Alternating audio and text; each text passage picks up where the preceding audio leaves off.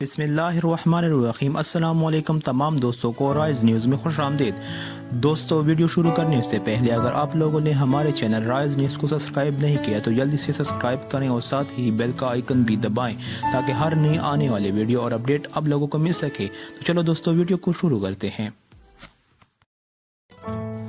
23 अगस्त को मुस्लिम लीग नून का जलसा, लेकिन मरीम नवाज की गिरफ्तारी के बाद अब कौन सी लड़की इस जलसे की क़यादत करेगी, ये खबर भी आ गई। मुस्लिम लीग नून का विहाड़ी में 23 अगस्त को रैली और जलसा बहरहाल में होगा। रैली की क़यादत मरीम नवाज की बेटी और बेटा करेंगे। रोज़नामा जंग के मुताबिक मुस्लिम लीग नून के रुकन असम्बली जावेद लतीफ़ व दीगर ने गुज़िश्ता शाम मुस्लिम लीग नून हाउस विहाड़ी में पुरहजूम प्रेस कॉन्फ्रेंस करते हुए कहा है कि नवाज शरीफ पर करप्शन का कोई इल्ज़ाम साबित नहीं हो सका। परवेज़ मुशर्रफ ने बग़ैर किसी जुर्म के उन्हें 25 साल सज़ा दी, लेकिन वो सज़ा भी ख़त्म हो गई। मरीम नवाज कश्मीर जाने का फ़ैसला ना करती और सरगोदा के जलसे में कश्मीर पर सख्त मौक़िफ़ इख्तियार ना करती तो गिरफ्तार ना किया जाता।